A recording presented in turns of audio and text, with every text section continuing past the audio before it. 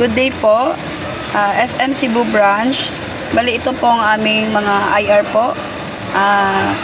August 24 po, 2026. Bali dito po sa IR na 16019 po. Bali ito po kay Sir Clarito Joash Litos. Ito yung overdue AR SOF 162174. Bali nakalagay po dito is no payment po. Bali ito po is sa customer is Sabli Lanyard po na may balance pa po na 3,000 po. So bali po ito po is for result pa talaga po ito kasi hindi ko pa talaga matrace up kung ano yung binayan ng customer po at paano ito nila ipinasok. At ito naman po sa IR 16019, ito din sa akin, overdue AR SOF 162174, no payment din po, bali same din ito sa Sabli Lanyard din po, na doble lang siguro. Then ito pong IR 16022, ito yun sa akin po, overdue AR SOF 162187, no payment po ang nakalagay, pero ito po yung kay customer Subotyon ko po. Bali ito po si Subotyon na may balance po na 9,120. Bali sa akin po ngayon is na-resolve ko na po ito kasi nabigyan ako ng resibo ng customer, tapos na-check ko po sa monitor is nagtugma naman po siya.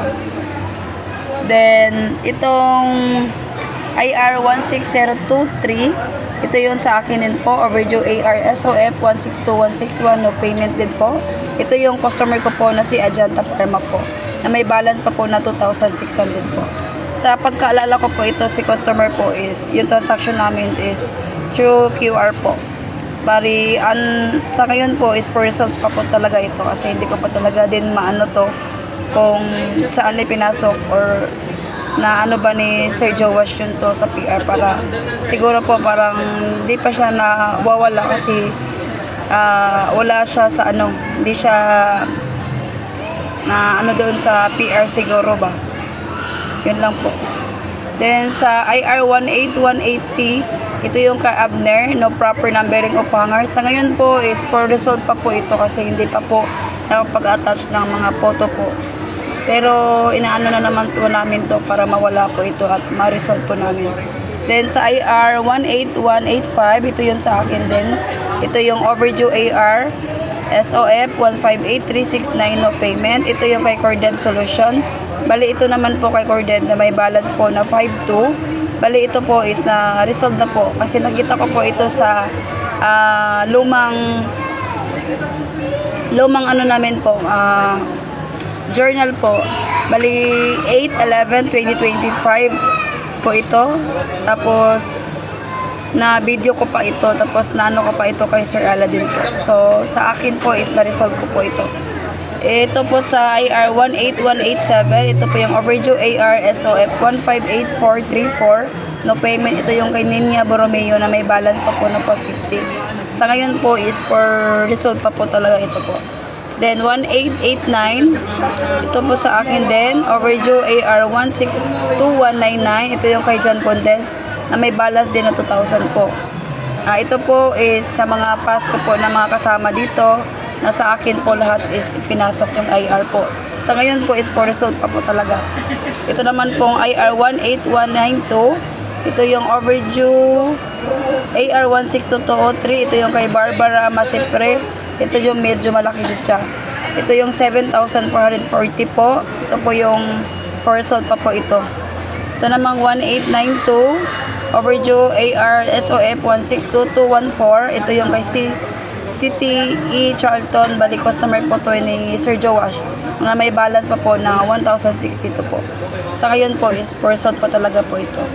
Ito naman po sa IR 18667, balik kay Abner po ito sa Basti Truck Light. For result pa po ito ngayon kasi po pumunta si Abner doon at naano po talaga na naubusan po siya ng stocks. Sa ngayon po is naghanap pa po kami ng pagbibilhan ng mga truck light po para maikabit namin at ma-resolve po ito. IR 18669, ito yung sa hanger numbering need ayusin. For result pa po ito po. Bali, for result pa po ito kasi yun nga po is di pa namin to na ano kasi po i-attach na lang po yung photo po.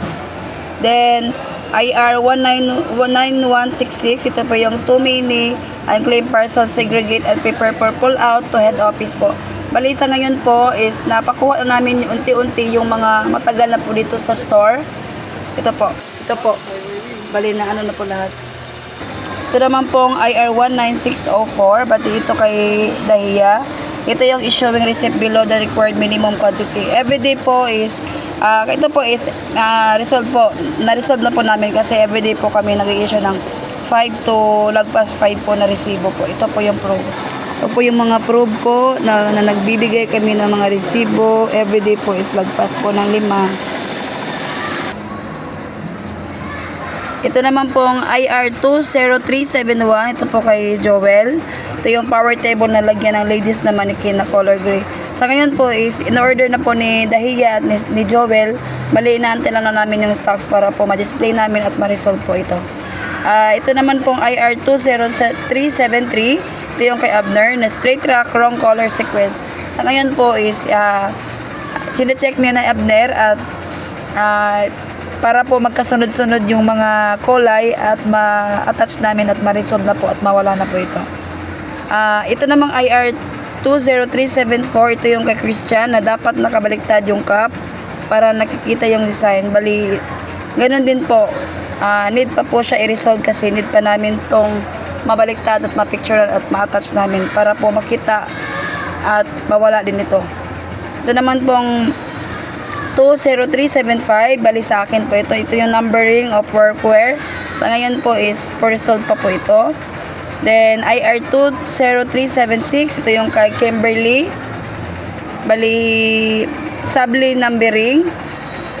Sa ngayon po is yun po, i-resolve pa namin to at tanong ko pa po sa kanila para sila po yung mag-ano nito. Tapos para po din ma-resolve namin at mawala na yung mga IR namin dito. Ito naman po sa IR 20377 kay Joel din ito. Ito yung bestseller change to destination shirt. Bali same din po for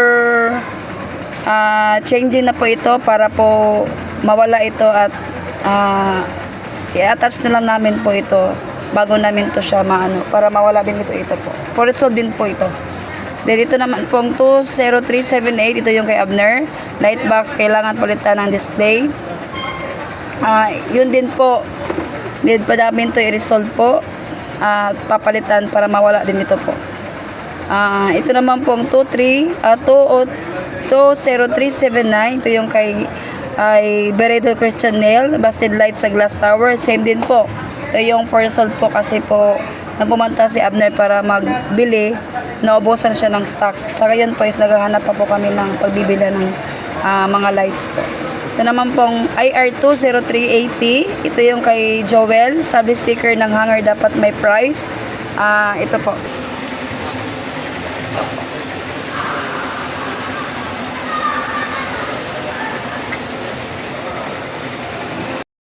Bali ito naman pong sa 20381, sorry po naputol lang.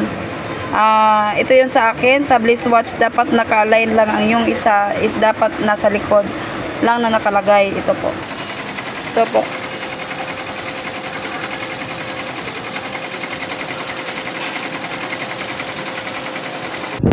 Ito naman po sa Treasury po, ito yung IR 16023, overdue AR SOF 162161, no payment. Bali sa akin to, customer ko po to. Same din itong sa IR 16023 na kay Ma'am Cherry po.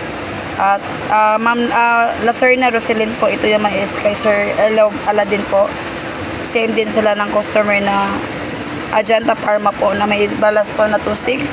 For result pa po ito kasi po di ko pa po talaga ito na-result. Need ko po ito i-check po ulit. Ito naman po, bali ito po ang naayos namin sa visual. Ang naka-display po dati dito is net cap po. Sa net cap naman po is mabenta po talaga yung net cap namin dito. At halos po ubos po yung net cap namin. Sa ngayon po, napalit po namin dito is yung mga towel. Ito yung face towel, hand towel, mini towel, bath towel po. Customized din po ito. Sa ngayon po, this week po is may 3 po kami benta nito. At meron naman pong nag-online inquiry po nito po.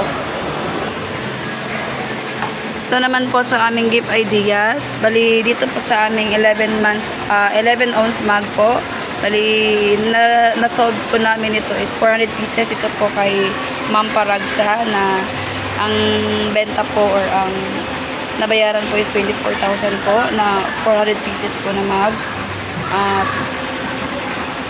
ito naman po sa aming uniforms display. Bali, nakasold po kami ng 120 pieces na MTO orders po na polo po na nagkakalaga po ng 53,500 po na 120